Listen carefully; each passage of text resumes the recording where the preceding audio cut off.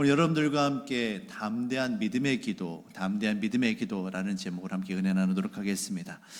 우리 크리스천들은 말씀과 기도의 사람들입니다. 말씀을 통해 하나님의 뜻을 깨닫고 그 말씀을 지켜 행하기 위해, 정말 그 말씀대로 살아가기 위해서 몸부림치는 사람들이 바로 저와 여러분들입니다. 하지만 여러분 어떻습니까? 말씀으로 살아가는 것이 결코 그렇게 쉽지만은 않지요. 내 힘으로 감당이 안 됩니다. 그래서 무엇이 필요합니까? 바로 기도가 필요한 것입니다.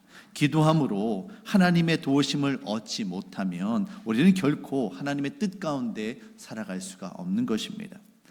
내가 주인 되는 것이 아니라 하나님이 주인 되시며 하나님의 뜻 가운데 순종하며 살아가는 그 믿음의 길은 결코 쉽지 않습니다. 그래서 예수님께서도 제자들을 향하여 정말 좁은 길로 가라, 생명으로 인도하는 문은 좁고 그 길은 협착하다라는 말씀을 하시는 겁니다.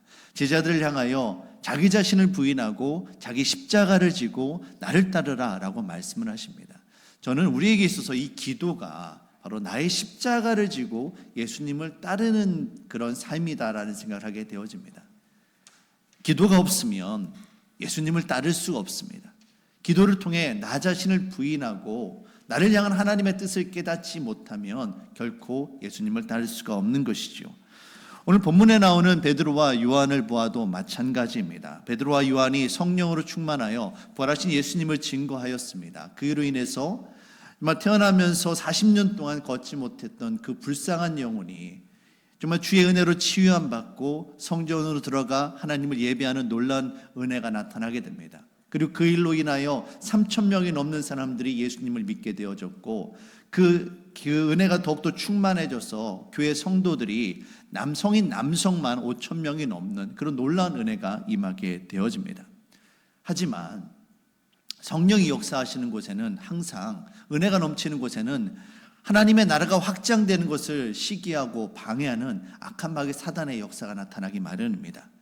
예수님을 반대하였고 예수님을 십자가에 못 박아 죽이는 일에 앞장섰던 그 대제사장과 사두개인들이 사내들인 공의회를 통해서 베드로와 요한을 붙잡습니다. 그리고 예수 그리스도의 부활을 증거하지 말라고, 다시는 예수님의 이름으로 말하지 말 것을 협박하고 그들을 강제합니다.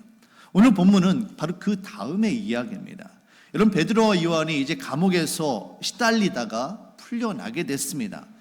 그럼 어떻게 해야 할까요?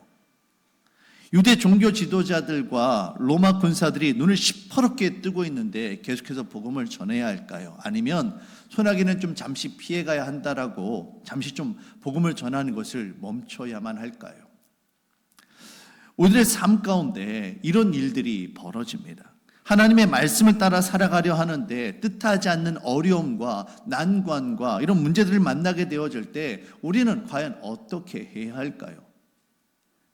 사랑하는 성도 여러분, 오늘 본문 말씀을 통해 우리가 이 어려움들의 순간 가운데 어떻게 주님의 말씀에 순종하며 나아갈 수 있는지 그 하나님의 뜻을 좀 알기를 원합니다. 오늘 본문에 보시면 베드로와 요한은 이 어려움의 순간에 무엇보다도 가장 먼저 교회를 찾습니다. 본문 말씀 보시면 사도행전 4장 23절 말씀입니다. 사도들이 노임에 그 동료에게 가서 제사장들과 장로들의 말을 다 알리니, 여기서 동료는 바로 사도들, 제자들, 바로 예수님을 믿고 따르는 교회를 뜻합니다. 사도들은 교회를 찾아갔고 자신들이 겪은 일들을 자세하게 교회에 이야기합니다. 사도행전 12장에서 베드로가 옥에 갇혔다가 풀려났을 때도 가장 먼저 찾은 곳이 바로 교회였습니다. 사랑하는 성도 여러분, 우리가 어려움을 만났을 때, 우리 인생에서 고난을 찾아왔을 때 무엇보다도 교회를 가까이 하시기를 주의 이름으로 부탁드립니다. 여러분, 교회는요, 일주일에 단 한 번 어떻게 좀 거룩하고 우아한 모습으로 나와서 단지 예배하는 것으로 그치는 곳이 되어서는 결코 안 됩니다. 하루하루 순간순간마다 부딪히는 문제가 있고 시달리는 어려움이 있다면 그것을 가지고 주님 앞에 나와서 기도하며 씨름해야 되는 것입니다. 하나님의 말씀을 통해 위로함 받고 하늘의 능력을 더하게 되어지고 그렇게 하루하루 하나님과 교제하며 하나님의 도우심을 구하는 장소가 바로 교회가 되어야만 합니다. 일주일에 한 번 그냥 겉으로 드러나는 모습으로 나와서 예배하는 것을 그쳐서는 안 된다는 말입니다. 또한 교회는 성도가 성도를 위하여, 서로가 서로를 위하여 함께 위로하고 함께 격려하고 무엇보다도 함께 마음을 모아 기도함으로 우리를 향하신 하나님의 뜻을 깨닫고 그 은혜 가운데 함께 나아가는 것이 바로 교회 공동체가 되어야만 합니다. 사랑하는 성도 여러분, 우리의 교회가 여러분 멀리 있지 않기를 원합니다. 여러분의 삶에 있어서 가장 가까운 곳에 바로 우리의 교회가 있기를 원하고 성도님들이 있기를 바랍니다. 말씀을 계속해서 보시길 바랍니다. 베드로와 요한이 감옥에서 풀려나 교회를 찾아갔습니다. 그리고 대제사장과 장로들이 다시는 예수의 이름으로 말하지 말라, 예수 그리스도의 부활을 증거하지 말라고 했다는 그 협박의 말을 교회에게 전하게 됩니다. 그러자 여러분 교회가 어떻게 반응을 합니까? 그 말을 듣고 다들 교회가 두려움에 사로잡혀서 다 흩어지고 도망가나요? 아닙니다. 모두가 한마음 한뜻이 되어져서 하나님 앞에 부르짖으며 모두가 믿음으로 기도했음을 여러분 깨달으시길 바랍니다. 이처럼 초대교회는 어려움의 순간에 흩어지는 것이 아니라 함께 모여 한마음으로 기도하는 기도 공동체였던 것입니다. 오늘 본문 24절 후반부부터 나오는 말씀들은 사실 초대교회의 기도문입니다. 그들이 이렇게 기도했다라는 것이죠. 그래서 무엇보다도 기도를 앞장세웁니다. 자, 말씀 보시면 23절부터 24절까지 말씀입니다. 사도들이 노임에 그 동료들에게 가서 제사장들과 장로들의 말을 다 알리니 그들이 듣고 한 마음으로 하나님께 소리를 높여 이르되 대주제여 천지와 바다와 그 가운데 만물을 지으신 이시요. 교회는 이처럼 사도들의 말을 듣고 한 마음으로 기도하는 것이었습니다. 그런데 여러분 본문 말씀을 다시 한번 보시면 노란색으로 하이라이트 친 부분만 다시 한번 보시길 바랍니다. 사도들이 알리니 그들이 듣고 한 마음으로 소리 높여 이르되 기도했다라는 거예요. 다시요. 사도들이 알려줬습니다. 사도들이 뭘 합니까? 하나님의 말씀을 듣고 하나님의 뜻을 깨닫고 그것을 성도들에게 전한 겁니다. 그러니 그들이 그것을 들었습니다. 듣고 이것이 하나님의 말씀이구나, 하나님의 뜻이 여기에 있구나 깨닫고 어떻게 합니까? 한 마음으로 하나님께 소리 높여 같이 간구했다라는 것입니다. 여기서 중요한 것은 교회가 모여 함께 기도할 때 개인의 기도와 개인의 간구와 개인의 소원을 가지고 기도했다는 것이 아니에요. 무엇이 먼저 있었습니까? 바로 사도들의 전하는 말이 있었다는 겁니다. 사도들이 전하는 말, 바로 하나님의 말씀, 하나님의 뜻이 있었다는 거예요. 지금 초대교회는 사도들이 전하는 말을 인간의 말이 아니라 바로 교회를 향한 하나님의 말씀으로 깨닫고 이 말씀 앞에 순종하기 위해 한마음 한뜻이 되어 기도하고 있었음을 여러분 깨달으시길 바랍니다. 초대교회는 이처럼 말씀을 붙잡고 말씀을 중심으로 기도하는 교회 공동체였습니다.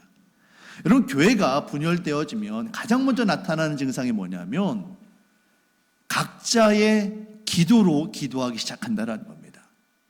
교회가 분열되어지면 기도 또한 분열이 되어집니다.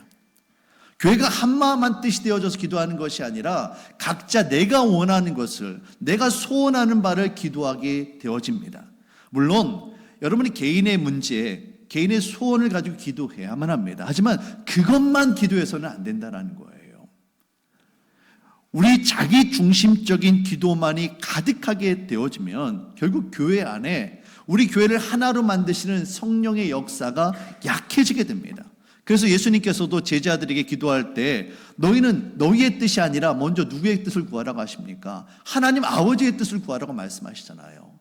너희는 먼저 그의 나라와 그의 뜻을 구하라고 말씀하십니다. 그래야만 하나님께서 우리의 마음을 하나로 모으시고 하늘의 뜻이 이루어지는 것이지, 우리가 각자의 소원을 하나님께 아뢰기만 한다면, 우리가 각자만을 위해서 기도한다면 결코 주의 뜻이 이루어질 수가 없는 겁니다. 교회는 한마음 한뜻으로 기도하지 않으면 흩어지게 되어집니다.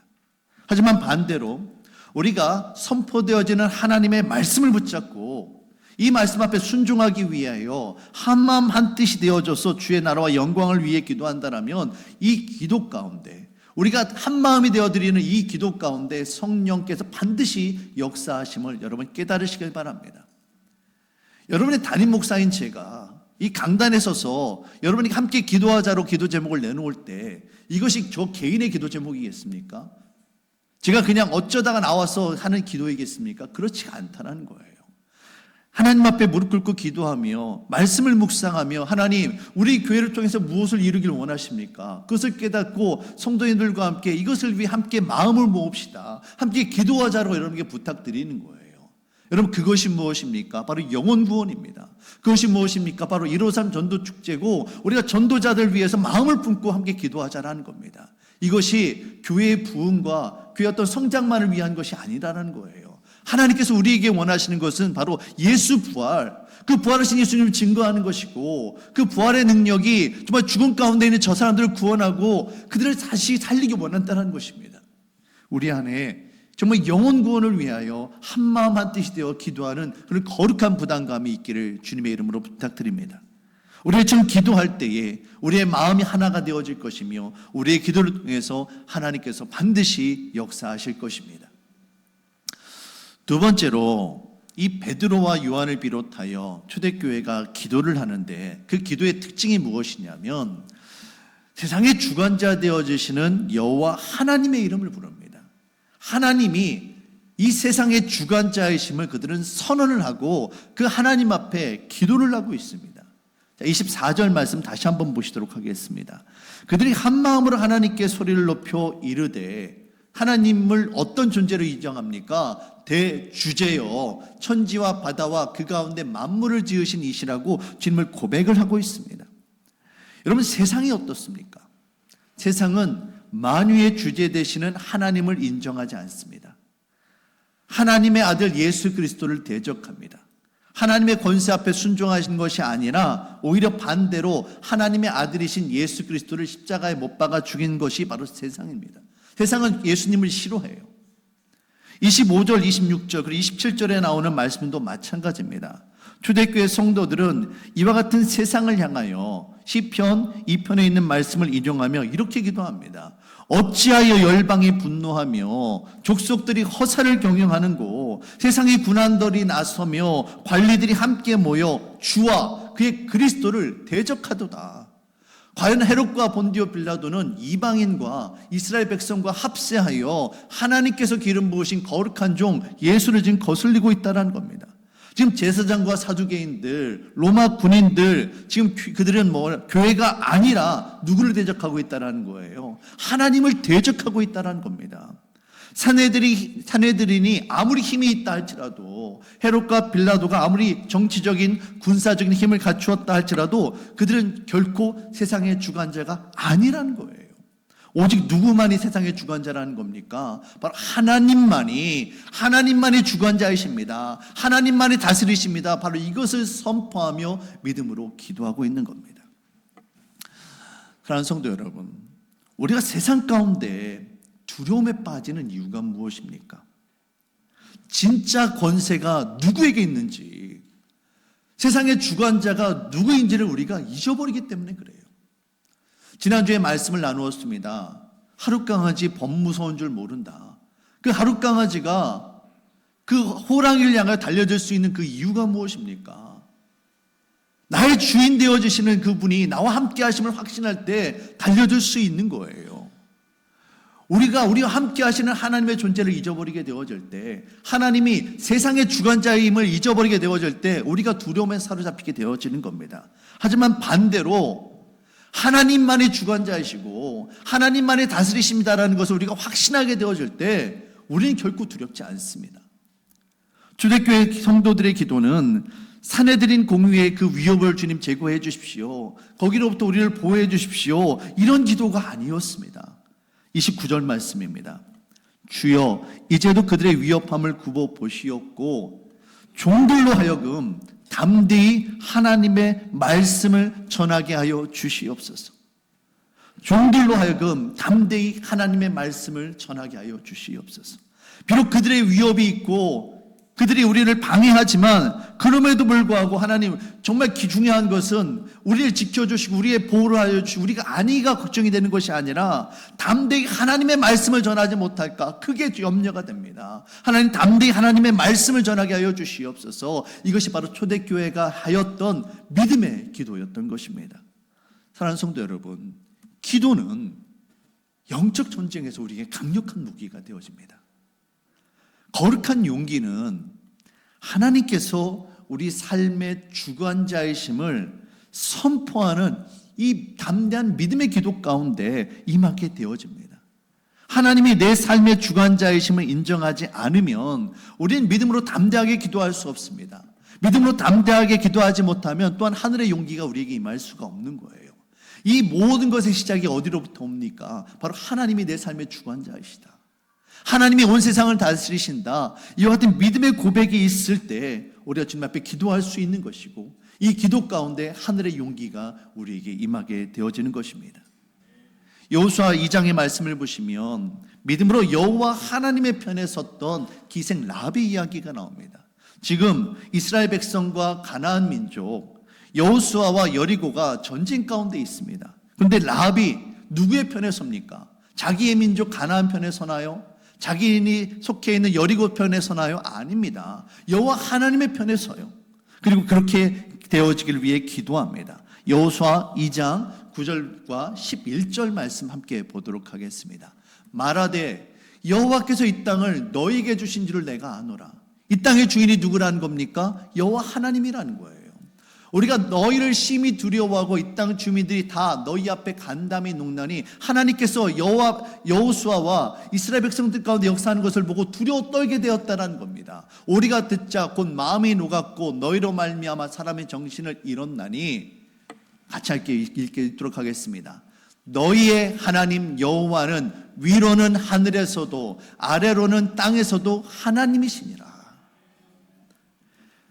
라합이 지금 자신의 조국 여리고에 죄악이 가득함을 보는 겁니다. 그러면서 이 땅이 하나님의 뜻을 거역하고 있기에 여리고가 자신의 조국임에도 불구하고, 그럼에도 불구하고 하나님 이기시라고, 그래서 이 땅이, 죄악으로 가득한 이 땅이 하나님께서 다스림이 임하게 되어지고 이 땅 가운데 하나님의 의와 하나님의 긍휼과 하나님의 거룩이 회복되어지고 하나님의 통치가 이루어지는 거룩한 하나님 나라가 되게 해주십시오. 이렇게 믿음으로 기도하고 있는 겁니다.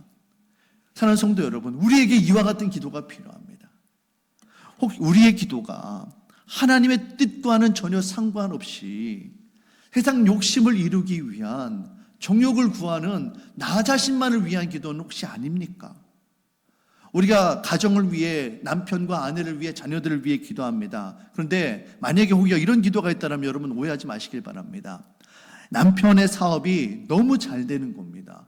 전에는 나와 함께 새벽기도도 열심히 나가고 예배 자리를 빠지지 않았던 사람인데 너무 사업이 잘 되다 보니 너무 바빠집니다. 그래서 새벽기도도 빠지고요, 수요 예배, 금요기도에 빠지더니 이제는 점차 주일 예배마저도 지키질 못하고 있는 겁니다. 그럼에도 불구하고 남편의 사업이 더 잘 되기를 위해 기도한다면 죄송합니다. 그거는 하나님의 편에 선 기도가 아닙니다. 하나님, 남편의 마음이 하나님으로부터 멀어지고 있습니다. 남편의 마음이 하나님이 주인 되시는 것이 아니라 그의 사업이, 세상의 물질이 주인 되고 말았습니다. 하나님, 하나님이 남편의 마음의 주인 되어 주십시오. 때론 남편이 힘들고 사업이 어려워지고 우리의 가정이 경제적으로 어려워질지라도, 그렇게 해서라도 하나님, 제발 남편의 마음이 하나님께로 돌아오게 하여 주시옵소서. 이것이 바로 진정 우리가 드려야 할 기도이며 이것이 바로 하나님의 편에 선 기도임을 여러분 깨달으시길 바랍니다. 우리가 태신자를 위해 기도할 때도 마찬가지입니다. 단지 그들의 삶 가운데 나타나고 있는 질병의 문제, 관계의 문제, 재물의 문제가 해결되는 것으로 끝나는 것이 아니라 이 어려움의 순간들을 통해 세상의 주관자 되어지시는 하나님을 만나고 예수 그리스도 십자가 복음으로 말미암아 그들이 구원되기를 위해 우리가 기도해야 하는 것입니다. 그리하여 진정 하나님을 주인 삼고 하나님의 뜻 가운데 살아가는 거룩한 하나님 나라 백성 되어지게 하여 주시옵소서. 이것이 진정 우리가 드려야 하는 담대한 믿음의 기도인 것입니다. 사랑하는 성도 여러분, 하나님의 편에 서서 하나님의 뜻이 이루어지기 위해 기도하는 저와 여러분들이 되어주시길 바랍니다. 초대교회는 이처럼 합심하여 하나님의 뜻이 이루어지기 위해 담대하게 믿음으로 기도하였습니다. 그러자 어떤 일이 일어납니까? 자, 31절 말씀 같이 함께 읽도록 하겠습니다. 빌기를 다음에 모인 곳이 진동하더니 무리가 다 성령이 충만하여 담대히 하나님의 말씀을 전하니라. 아멘. 성령의 충만이 임하십니다. 그리하여 세상을 두려워하지 않고 담대하게 하나님의 말씀을 전하게 됩니다. 이전까지 교회는 두려움에 떨고 있었습니다. 예수님을 십자가에 못 박아 죽였던 유대 종교 지도자들, 로마 군사들이 언제든 믿는 자들을 붙잡아가고 핍박하고 예수님처럼 십자가에 못 박아 죽일까 두려워하고 있었습니다. 하지만 기도함으로 성령으로 충만한 교회는 담대하게 하나님의 말씀을 전하게 됩니다. 여러분, 기도할 때 가장 큰 기도 응답이 여러분 무엇일까요? 우리의 문제가 해결되는 것이 기도 응답의 가장 중요한 응답일까요? 물론 병든 자가 고침받고 표적이 나타나는 것 중요합니다. 하지만 그보다 더 중요한 것은 바로 하나님의 임재입니다. 우리가 기도할 때 하나님의 임재를 경험해야만 합니다. 우리가 기도할 때 성령의 충만함을 경험해야만 합니다. 하나님이 나와 함께 하심을, 하나님께서 나의 기도를 들으시고 응답하신다는 그 감동, 그 은혜, 그것이 가장 중요한 기도 응답임을 여러분이 깨달으시길 바랍니다. 내 삶에 있는 문제는 하나님께서 하나님의 때에 해결해 주시는 거예요. 당장에 내가 하나님 앞에 기도할 때 하나님께서 나의 기도를 들으시고 나의 가운데 감동을 주시는 것, 이것만큼 큰 은혜는 없습니다. 31절에서 모인 곳이 진동을 했다라고 합니다. 이 진동이 어떤 그 지진처럼 실제적이고 물리적인 진동이었는지 아니면 다른 진동이었는지는 잘 모르겠습니다. 하지만 중요한 것은 기도할 때 우리 마음 가운데, 우리 심령 가운데 이와 같은 진동, 떨림, 거룩한 두려움, 떨림이 있어야 된다는 거예요. 하나님이 나의 기도를 들으시는구나. 나의 마음을 만져주시고 내 마음 가운데 지진과도 같은 거룩한 변화가 일어나야만 하는 겁니다. 사랑하는 성도 여러분, 우리가 주님 앞에 기도할 때에 우리의 기도를 들으신 성령님께서 우리의 마음을 움직여 주심을 여러분 깨달으시길 바랍니다. 여러분, 어떤 설교가 좋은 설교일까요? 세련되게 정말 부드러운 설교, 그런 설교가 좋은 설교일까요? 성경적인 지식이 풍부한 설교가 좋은 설교일까요? 아니면 들으면 마음이 평안해지는 그런 설교가 좋은 설교일까요? 죄송합니다. 저는 그런 설교 못합니다. 때로는 듣기 거북하고요. 때로는 그 말씀을 들을 때 내 안에 불편함을 느낄 수 있어도 성령께서 그 말씀을 통해서 나의 아픈 부분을 찔르시는 거예요. 내 안에 있는 연약한 부분이 드러나고요. 내 안에 죄악된 부분이 드러나는 겁니다.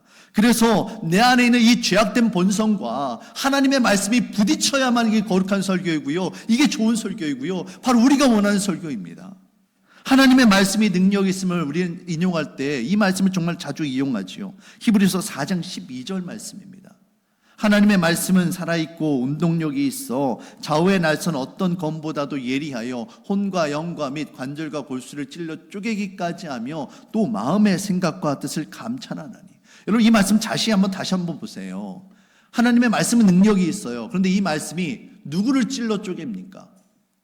나의 대적입니까? 나의 원수입니까? 나를 힘들게 하는 그 상대방입니까? 아니에요. 나의 마음과 생각과 뜻을 감찰하게 만드는 거예요. 나를 찌르는 겁니다. 내 안에 하나님께서 기뻐하시지 않는 거룩한 것들이 있는지, 하나님의 뜻과 반대되는 것이 있는지 그것을 보게 만드는 거예요. 그리고 그래서 혹여나 하나님께서 기뻐하시지 않는 것이 있다면 그것을 내가 도려내는 아픔이 있다 할지라도 나를 찔러 쪼개서 하나님의 뜻에 순종하게 만드는 능력이 바로 하나님의 말씀에 있다는 겁니다. 사랑하는 성도 여러분, 이 말씀 앞에, 하나님께서 우리에게 주신 이 말씀 앞에 우리로 하여금 쳐서 복종하게 만드는 능력, 그것이 바로 무엇으로부터 나옵니까? 바로 하나님의 이름을 부르며 주님 앞에 기도하는 이 우리의 믿음의 기도, 바로 여기로부터 시작되어지는 것임을 여러분 깨달으시길 바랍니다. 이것이 진정 우리가 드려야 할 담대한 믿음의 기도입니다. 사랑하는 성도 여러분, 우리의 행복한 교회가 이처럼 하나님의 말씀이 살아있고 감동이 있으며 우리 안에 거룩한 떨림이 있고 이 하나님의 말씀 앞에 내가 죽기까지 순종하겠노라고 나 자신을 쳐서 복종시키는 그런 담대한 믿음의 기도가 있기를 바랍니다. 우리의 교회가 흩어지는 것이 아니라 자기 자신의 욕심만을 위해서 간구하는 그런 기도가 아니라 하나님이 이기시라고, 하나님의 뜻을 이루시라고 한 마음 한 뜻이 되어져서 기도하는 그런 거룩한 믿음의 공동체가 되어지길 바랍니다. 우리 이처럼 믿음의 기도로 하나님 앞에 나아갈 때 우리의 기도를 통해서 하나님께서 우리의 교회를 세우시고 우리의 교회를 통해서 하나님의 뜻을 이루어갈 줄로 믿습니다. 오늘도 저와 여러분들이 함께 한 마음이 되어져서 담대한 믿음의 기도로 주님의 뜻을 이루어 나아가는 저와 여러분들이 되어지시기를 주의 이름으로 축원합니다.